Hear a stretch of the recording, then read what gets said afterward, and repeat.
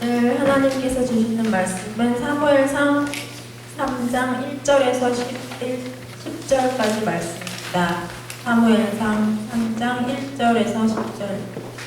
아이 사무엘이 엘리 앞에서 여호와를 섬길 때에는 여호와의 말씀이 희귀하여 이상이 흔히 보이지 않았더라.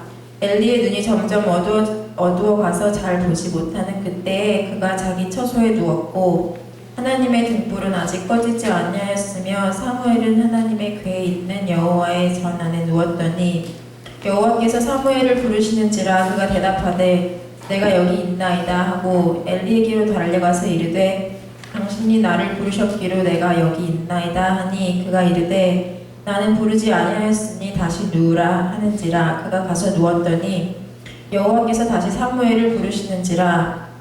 사무엘이 일어나 엘리에게로 가서 이르되 당신이 나를 부르셨기로 내가 여기 있나이다 하니 그가 대답하되 내 아들아 내가 부르지 아니하였으니 다시 누우라 하니라.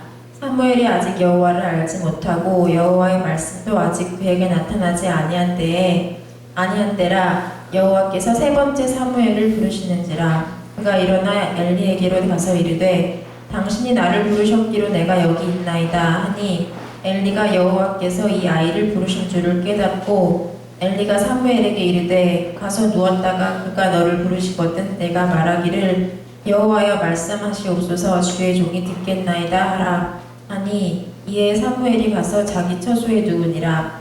여호와께서 임하여 서서 전과 같이 사무엘아 사무엘아 부르시는지라. 사무엘이 이르되 말씀하시옵소서 주의 종이 듣겠나이다 하니.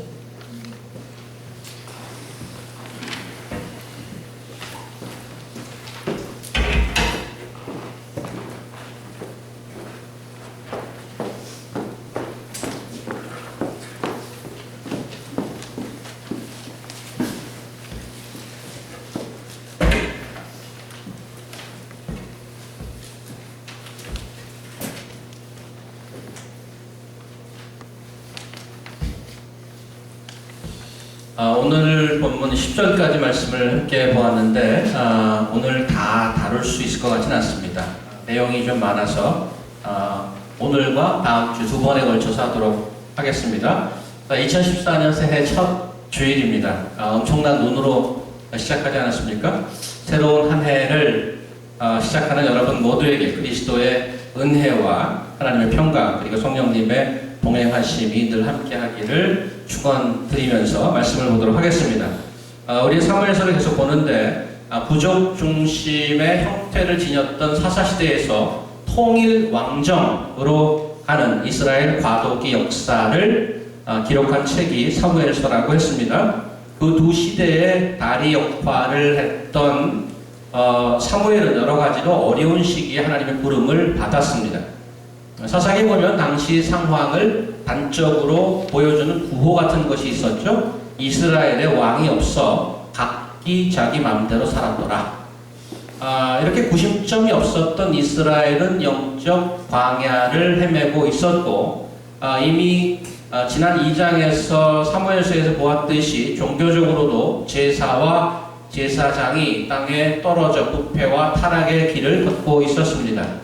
나중에 보시겠지만 정치 외교적으로도 주변 팔레스타인 족속이 늘 이스라엘을 공격해오는 그런 상황이라서 사회적으로도 민심이 흉흉해지고 있었죠. 이런 역사적 배경 속에서 사무엘이 등장하는 겁니다. 오늘 3장 본문의 시작은 그 시기를 한마디로 이렇게 요약해주고 있습니다. 1절 아이 사무엘이 엘리 앞에서 여호와를 섬길 때에는 여호와의 말씀이 희귀하여 이상이 흔히 보이지 않았더라. 사무엘이 부름받은 것은 하나님의 말씀이 희귀하고 이상이 흔히 보이지 않았던 때 이렇게 묘사하고 있는데 우리가 어떤 현상이나 어떤 상태를 없는 것을 가지고 평가하는 것은 쉽지 않습니다. 무엇이 있는가는 금세 눈에 띄지만 없는 것은 잘 깨닫지 못하기 때문에 그렇죠. 성경은 당시 이스라엘을 하나님의 말씀이 희귀한 때라고 보고 있습니다. 우리는 보통 바라는 것을 우리 눈앞에 얻고 싶어 하고 나를 힘들게 하는 원치 않은 것, 내 눈앞에 모든 그런 어려움으로부터 벗어나고 싶어 합니다. 그런데 내게 있어야 할 것이 결여되어 있다는 데서는 무감각하기 쉽죠. 없는 것을 보는 눈이 없는 겁니다. 하나님의 눈은 당시 이스라엘을 하나님의 비전이었고 말씀이 없던 때로 간파하고 있었습니다.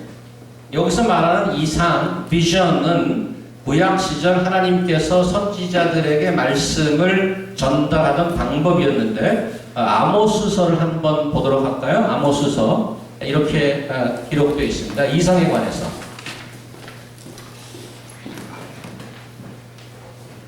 쭉 올라가십시오. 위로, 제일 위로. 네, 여기 보면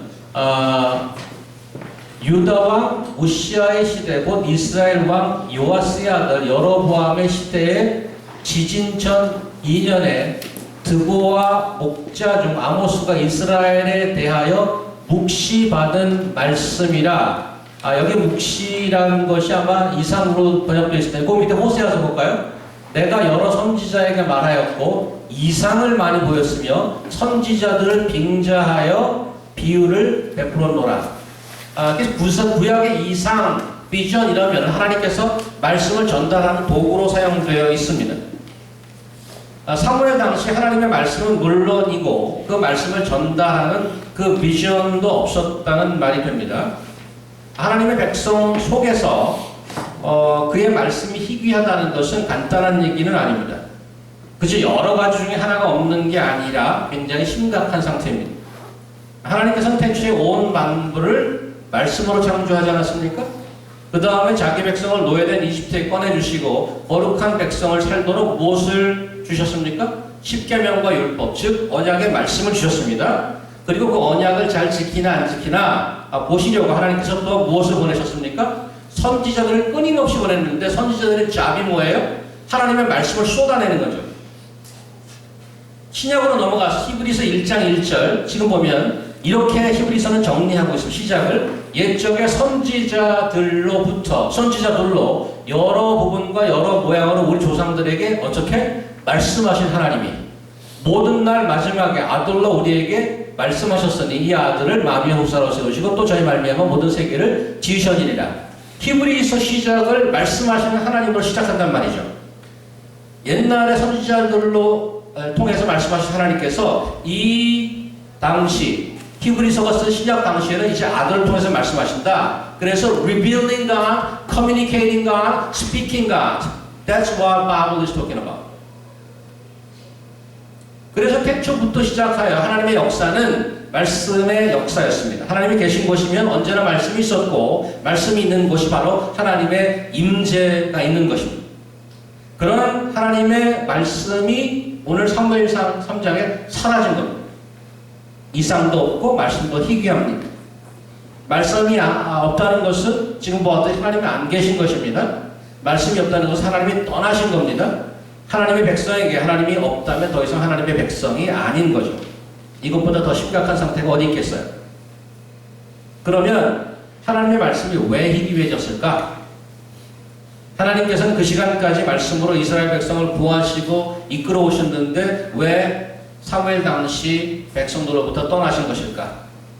이스라엘 역사에서 하나님의 말씀이 떠나갔던 몇 가지 예를 한번 보도록 할 거예요. 아모스 8장으로 가보면 주 여호와께서 가라사대 보라 날이 이를지라 내가 기근을 땅에 보내리니 양식이 없어 주님이 아니며 물이 없어 가람이 아니요 여호와의 말씀을 듣지 못한 기갈이라. 사람이 이 바다에서 저 바다까지 북에서 동에서 비틀거리며 여호와의 말씀을 구하려고 달려 왕래하되 얻지 못하리니 그날의 아름다운 처녀와 젊은 남자가 다 갈하여 피곤하리라. 무릇 사마리아의 죄된 우상을 가르쳐 맹세하여 이르기를 다나의 신의 생존을 가리켜 맹세하노라 하거나 브엘세벨에 위하는 것을 생존을 가리켜 맹세하노라 하는 사람은 엎드러지고 다시 일어나지 못하리라. 물이나 음식이 없어서 갈라고 쓰러지는 게 아니고 하나님의 말씀이 없어서 다 쓰러진다고 되어 있습니다. 하나 더 볼까요? 시편 74편. 하나님이여 주께서 어찌하여 우리를 영원히 버리시나이까?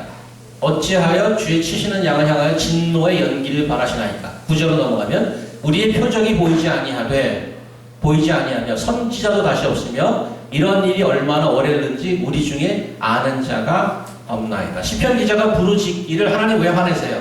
왜 진노하시는 거예요? 하나님 지금 어떻게 진노하고 계신가 하면 선지자와 표적을 더 이상 보여주지 않습니다. 여기도 하나님은 이스라엘의 죄악으로 인해 진노하신 건데 그것에 대한 심판이 말씀의 부재로 나타납니다. 하나님의 말씀이 없다는 것은 하나님과 심판하고 계신다는 건데 말씀이 없다는 것은 관계의 단절 아닙니까? 하나님과 관계가 단절되는 것만큼 위험한 지경은 없습니다. 왜냐하면 창조주와 관계의 단절은 죽음을 의미하기 때문에 하나님의 말씀이 사라지면 무서운 것입니다. 죽음의 어두운 그림자가 드리우는 거죠. 여기서 하나님의 말씀이 희귀하다는 것을 조금 더 깊이 들어가 보도록 하겠습니다. 구약 시절 이스라엘 백성이 하나님을 거역하고 죄악을 저지르면 지금 보시다시피 말씀을 중단하고 표적과 이상을 더 이상 보여주지 않는 것으로 백성을 심판하셨습니다. 그렇다면 21세기를 사는 우리에게는 말씀이 희귀하다는 것은 구체적으로 무엇을 의미하며 어떤 상태를 말하는 것일까? 우리는 이미 성경 66권 완성본을 가지고 있고 웹사이트에 들어가면 세계에서 가장 잘한다는 목사님들 설교가 질비하고 매달 큐티책 구입받아서 보고 있고 그뿐 아니라 찬양이니 간증이니 고백이니 집회니 정보와 말씀이 넘쳐나는 시대를 살고 있습니다. 요즘도 구약시대처럼 직통 계시를 받고 전하는 선지자 같은 자들이 필요한데 그런 사람들이 없어서 희귀하다는 말인가요? 그렇게 주장하는 사람들 요즘도 있습니다. 그 사람들이 얼마나 교회를 어지럽히고 힘들게 하는지 모릅니다. 오늘 말씀은 그런 게 아니고 하나님의 계시가 성경으로 완성된 예수님 이후 시대에 하나님께서 침묵하고 말씀 안 하시는 것이 가능한가? 우리에게 말씀의 기근이 있을 수 있는 것인가? 하나님께서 이미 말씀 다 하셨고 기록까지 해놓지 않으셨나? 필요할 때마다 우리가 찾아보고 설교 듣고 성경 공부하고 그러면 우리는 하나님의 말씀을 듣는 것 아닌가? 더 이상 말씀의 기근 같은 것은 있을 수 없는 시대를 살고 있는 것 아닐까? What do you think? 어떻게 생각하십니까? 아노렉시아 무슨 말인지 아십니까? 저도 찾아봐서 압니다. 거식증이라는 거죠. 음식을 조절할 수 없는 식사 장애 중에 하나로 살이 찌는 것에 대한 강한 두려움으로 인해 먹는 것을 거부하거나 두려워하는 병입니다. 증세가 심각할 경우에 먹지 않아서 죽음에 이르는 무서운 병이죠. 제가 한번 언급한 적이 있던 70년대 인기 팝 그룹 카펜터스의 여동생 캐런 카펜터라는 여가수가 아노렉시아로 사망했습니다. 거식증에 걸리면 음식이 있어도 못 먹습니다. 눈앞에 부패상이 차려 있어도 굶어 죽습니다. 우리가 말씀을 좋아하고 듣고 싶고 사모하는 spiritual appetite, 영적 식욕은 you cannot take it for granted. 당연한 것이 아니란 말입니다. 그것은 하나님의 은혜고 선물입니다. 지난 시간 말씀에서 엘리의 집안이 망한 근본적인 이유가 뭐였습니까? 하나님의 은혜를 저버린 것이었습니다. 그리고 나서 말씀을 거부하는 치명적 병에 들었습니다. 누가 어떤 말을 해도 듣지 않습니다. 부모의 말도 안 듣고 하나님의 말도 귀에 들어오지 않습니다. 그것은 무서운 하나님의 심판, 말씀을 거부하는 거식증에 걸린 것입니다. 사무엘상 2장 25절 사람이 사람에게 범죄하면 이게 엘리라는 아버지가 자기 아들들이 난리를 치니까 야단치는 말입니다. 사람이 사람에게 범죄하면 하나님이 판결하게 하시려니와 사람이 여호와께 범죄하면 누가 위하여 간구하겠느냐 하되 그들이 그 아비의 말을 듣지 아니하였으니 이는 여호와께서 그들을 죽이기로 뜻하였음이더라. 그들이 말씀을 듣지 않는 것은 이미 하나님의 심판을 내린 그 결과라고 얘기합니다. 하나님의 은혜를 저버리고 계속해서 자기 마음대로 살려 한다면 말씀이 떠나가는 거죠. 나중에는 먹고 싶어도 못 먹는 거. 그렇다면 우리 스스로 점검해야 봐야 되지 않겠습니까? 나는 그런 병에 걸린 자인가? 나는 은혜를 알고 말씀을 듣는 자인가? 아니면 말씀이 희귀해져서 어둠 속에서 서서히 말라가는 존재인가? 어떻게 알 수 있을까요? 마가복음 말씀 한번 가볼까요? 마가복음 4장 조금 올려주십시오. 마가복음 4장 보겠습니다. 또 이르시되, 이게 씨 뿌리는 자의 비유인데, 또 이르시되 들을 귀 있는 자는 들으라 하시니라. 예수께서 홀로 계실 때 함께 한 사람들이 12제자로 더불어 그 비유들을 묻자오되 이르시되 하나님 나라의 비밀을 너희에게 주었으나 부인에게는 모든 것을 비유로 하나니 이는 저희로 보기는 보아도 알지 못하며 듣기는 들어도 깨닫지 못하게 하여 돌이켜 죄사함을 얻지 못하게 하려 함이니라. 무슨 말인가 하면 씨 뿌리는 자의 비유를 말씀하니까 제자들이 못 알아들었어요. 설명하는 건데 귀 있는 자는 들으라고 합니다. 귀 없는 자가 어디 있어요? 다 귀가 있잖아요. 근데 귀 있는 자는 들으라고 하는 얘기는 무슨 말입니까? 귀가 있어도 안 들릴 수 있다는 거예요. 마가복음에서 예수님께서 하신 설명 중에 지금 뒤에 부분 뭐라고 되는 듣기는 들어도 깨닫지 못하고 보긴 보아도 안 보인다는 것, 저 말은 사실은 이사야서의 말씀을 인용하신 것입니다.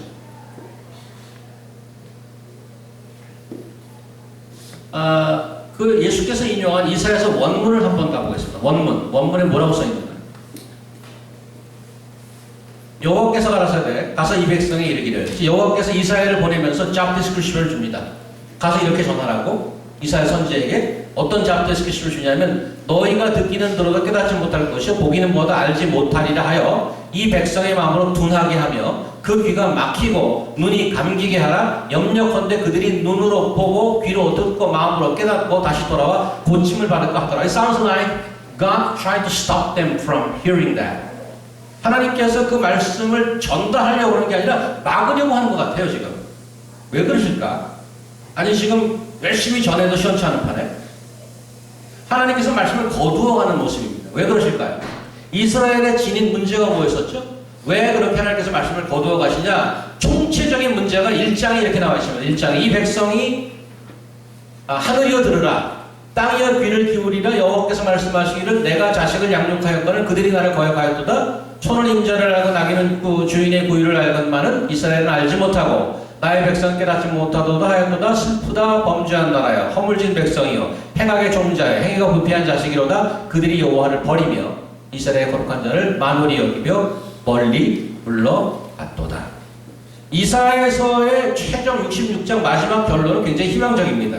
하지만 이사야서 당시에는 짐승만도 못한 백성이었단 말이죠. 소나 개도 자기 부모를 안 돼. 근데 어떻게 내가 양육한 너희들은 나를 못 알아봐. 이런 거. 하나님과 한탄하시는 거죠. 아버지의 말씀을 거역하고 멀리 떠나버린 탕자라고 얘기합니다. 그래서 예수님께서 이 이사야서 말씀을 인용한 것은 이사야서 이후에 몇백 년이 흐른 이후 예수님 당시에도 상황은 그렇게 변하지 않았다는 얘기입니다. 요즘은 어떨까요? 하나님의 말씀을 정말 하나님의 말씀을 듣고 있는가? 이것이 여러분과 제가 스스로 점검해야 될 테스트입니다. 신학교에 처음 들어가서 예수 믿지 않는 교수들이 질비하다는 것을 처음 듣고 아연칠색했습니다. 물론 자유주의 신학을 하는 리버럴 신학교의 경우를 얘기하는 것인데 그곳 교수들은 성경의 달인들입니다. 아카데미칼에 보면 리버럴 학자들이 훨씬 더 앞서가고 있습니다. 고대 근동어, Greek and Hebrew, German and French, 한 half dozen, 대여섯 가지 랭귀지를 자유자재로 구사합니다. 그런 실력으로 평생 성경을 연구하고 가르칩니다. 그런데 그들에게 성경은 단지 연구의 대상일 뿐입니다. 원어를 하고 배경 역사를 알고 저자를 분석을 하더라도 하나님의 말씀으로 듣지 않으면 아무리 연구해도 하나님의 목소리는 들리지 않습니다. 평생 종일 리서치하고 학회에 가서 발표하고 퍼블리시하고 말씀을 연구하는데 진정 하나님의 말씀은 희귀합니다. 말씀은 우리 믿음의 대상이지 연구나 논문 토픽이 아닙니다. 성경은 순종의 대상이지 치킨 soup for soul, 영혼을 위한 닭죽이 아닙니다. 우리 같은 평신도들은 원어 같은 것도 모르고 실력도 안 되니까 오히려 다행인가요? 그렇지 않습니다. 매주 설교를 듣고 성경을 뒤적이고 큐티하고 그렇게 살아도 그 말씀을 살아계신 하나님의 말씀으로 듣고 순종하지 않으면 귀가 서서히 막혀간다고요. 안 들리고 나중에는 완전히 안 들리는 겁니다. 하나님께서 듣는 귀를 주실 때 사모하고 묵상하고 생활에서 순종하고 사는 것이 말씀을 정말 살아계신 하나님의 말씀으로 듣는 삶입니다. 사실 이런 것도 내가 직접 말씀을 펴서 읽기 전에는 아무 소용없는 탁상 공론에 불과합니다. 저는 이번 연말연시에 성도들이 제게 주신 기도 제목을 살펴보면서 참 은혜가 되었습니다. 아직 안 내신 분들은 이따가 다음 주 주보에 발표하겠습니다. 그 명단을 이번 주 중으로 저에게 다 보내주시기 바랍니다. 여러분이 쓰신 그 기도 제목대로만 된다면 천지개벽할 것 같아요. 맨하탄은 물론 뉴욕을 다 뒤집을 수 있을 것 같습니다. 여러 가지 기도 제목 중에 정말 평범한 건데 눈에 확 띄는 기도 제목이 하나 있었습니다. 이렇게 되어 있습니다. 신년 기도 제목, 성경 읽기, 한글 1독, 영어 1독 이렇게 내신 분이 있어요. 성도님들 대부분 그 기도 제목에다 성경과 기도를 언급 안 하신 분 없습니다. 근데 이분의 한글 1독, 영어 1독은 그중 가장 구체적인 기도 제목이었습니다. 성경을 펴고 읽지 않으면 말씀에 관한 어떤 이야기, 세미나, 공부 소용없습니다. 저는 우리 교회 모든 성도님들 한 분도 열애 없이 적어도 말씀 일독하신 한 해 되시기를 축원합니다. 이럴 때 여러분들 아멘 하셔야 돼요. 나도 이런 거 한번 해보려고. 축원합니다. 두 번 읽는다면 두 번째는 제2외국어, 도고 일독, 중국어 일독 뭐 이런 식으로 하면 얼마나 좋을까. 하나님의 말씀을 하나님의 말씀으로 듣고 있는가 하는 것을 점검하고 테스트하는데 보아야 할 또 다른 시각, 다른 면이 하나 있습니다. 하나님의 말씀을 하나님의 말씀으로 전하면서 살고 있는가. 이 말은 아니 그럼 나도 목사처럼 이렇게 강단에 올라와서 설교하는 얘기야? 그 얘기가 아니고요. 길에 가서 노방전도 하는 얘기야? 그러면 좋죠. 꼭 그 말을 하는 것이 아니고 하나님의 말씀을 자기 마음대로 더하거나 빼거나 왜곡하지 말라니. 그게 하나님의 말씀을 온전히 듣는 자세고 삶입니다. 영국 사람들이 제일 좋아하는 아침 메뉴 중에 하나가 베이컨 앤 에그. 한 큰 집이 있는데 주인이 식사를 담당하는 하인에게 지시했습니다. 이번 주 월요일부터 목요일까지는 나는 꼭 베이컨 앤 에그로 준비해 주시오. 말로 설명하고 또 노트를 남겼습니다. 그렇게 준비하라고. 하인이 주인이 쓴 그 종이를 쓰레기통에 던져버리고 월요일날 아침 멋지게 훈제 생선을 아침으로 올렸습니다. 주인은 대노했습니다. 자기가 지시한 것과 전혀 다른 게 나왔다. 죄송한 마음에 화요일날 그 하인은 베이컨 앤 에그에다가 소세지를 하나 얹었습니다. 주인 전혀 기뻐하지 않았습니다. 수요일 아침이 되었습니다. 하인은 이제 계란만 내고 베이컨을 뺐습니다. 주인의 화가 가시질 않습니다. 목요일 아침 베이컨은 더도 말고 덜도 말고 딱 그것만 준비해서 올렸더니 주인은 기뻐하며 만족했습니다. 베이직 크리스찬리티, 기독교의 기본 진리를 쓰신 존스턴 목사님께서 쓰신 Preacher's Portrait, 설교자의 자화상이라는 책에 들어있는 여화를 여러분께 알려드린 것입니다. 하나님의 말씀을 하나님의 말씀으로 듣고 전하는 것은 신실함이 요구됩니다. faithfulness. 하나님의 말씀을 대하는 데 있어서 신실함이란 내가 하나님의 말씀을 바꾸거나 더하거나 빼거나 하면 안 되는 것입니다. 그것은 더 이상 하나님의 말씀이 아닙니다. 짝퉁입니다. 내가 말씀을 읽고 하나님의 말씀을 받고 은혜 받는 것은 신자로서 필수 불가결한 것입니다. 그런데 내가 은혜 받은 말씀을 나누거나 전하거나 할 때 하나님의 말씀대로 전하는 것도 치명적인 중요성을 지니고 있습니다. 2003년 말부터 펜실베니아와 뉴저지 병원과 요양소에서 간호사로 근무하던 칼린이라는 간호사가 있었습니다. 그녀의 별명은 이름하여 죽음의 천사였습니다. 자기가 돌보는 환자들에게 약물을 조금씩 과다하게 복용시켜서 살해했습니다. 지난 2006년에 40명의 환자를 그렇게 죽인 혐의로 종신형을 받고 복역 중입니다. 그녀의 손에 희생된 환자 중 한 명이 전에 제가 섬기던 교회 성도의 아내였습니다. 아이를 둘 낳고 그렇게 죽어갔습니다. 몸이 안 좋아서 입원했는데 시름시름 앓다가 돌아가시고 말았습니다. 나중에 알고 보니 그 간호원의 소행이었던 것입니다. 정해진 약물보다 약물을 더 집어넣으면 살리는 것이 아니라 죽습니다. 정해진 약보다 다른 것을 투여해도 죽습니다. 정해진 양보다 작게 넣어도 죽습니다. 정확히 정해진 양을 정해진 시간에 넣어주어야 환자를 살릴 수가 있습니다. 이사야서에 가면 이런 말이 있습니다. 듣기만 하십시오. 내 마음이 너희의 월삭과 정한 절기를 싫어한다. Your new moon festivals and your appointed feasts, my soul hates.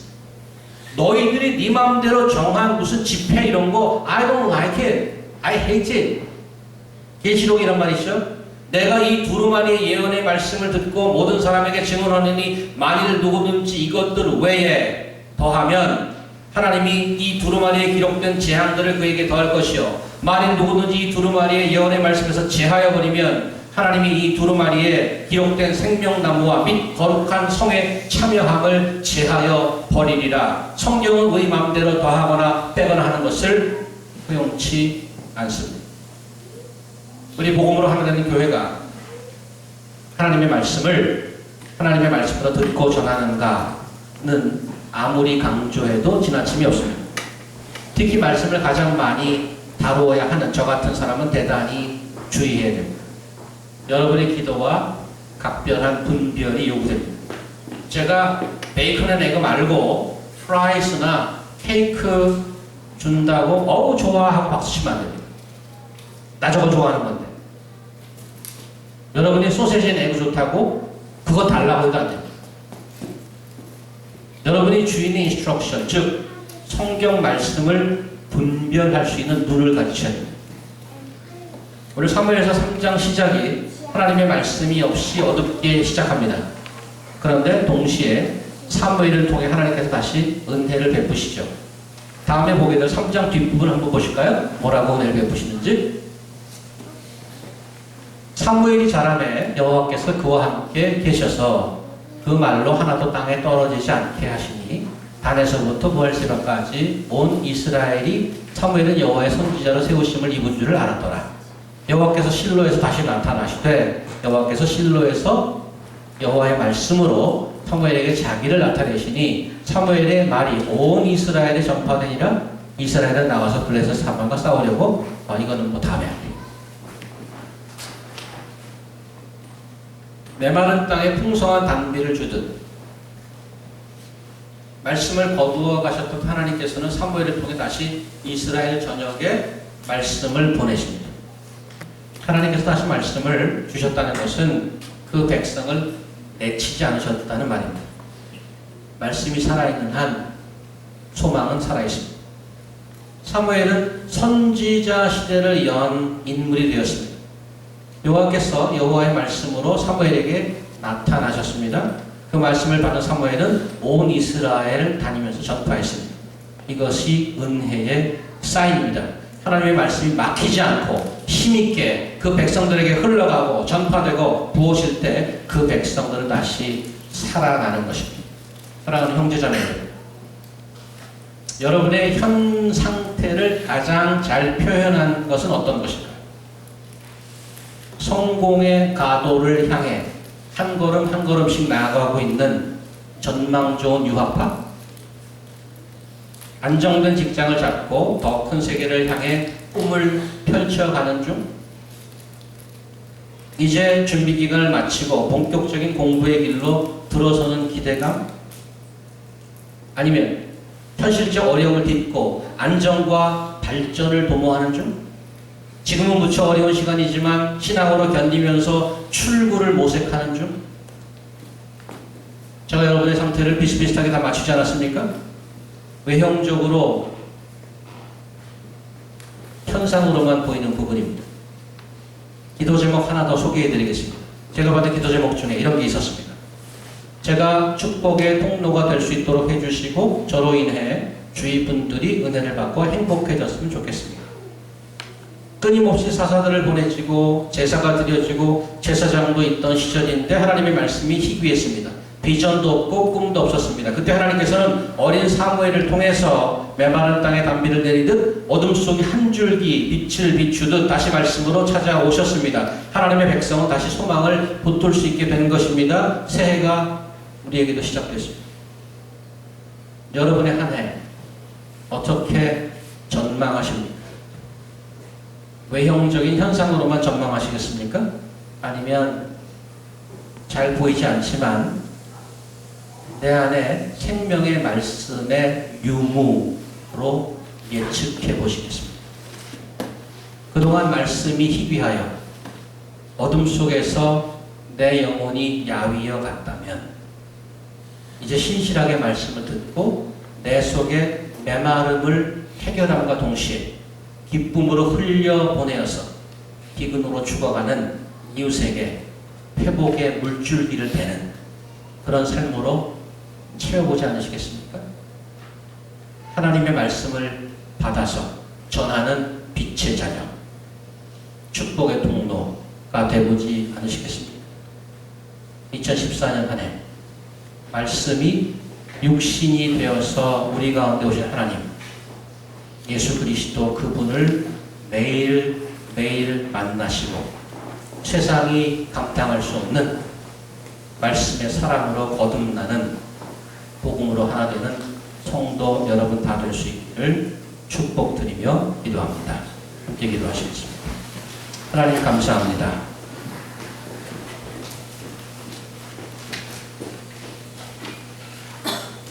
저희는 말씀이 희귀한지 말씀이 있는지 잘 보지 못하고 살아가고 있음을 고백합니다. 저희 안에 말씀이 살아있어서 저희 영혼이 빛이 나고 환하고 저희가 가는 곳마다 빛이 되고 예수의 향기를 전하는 자 될 수 있기를 소망합니다. 새해가 이제 시작되었습니다.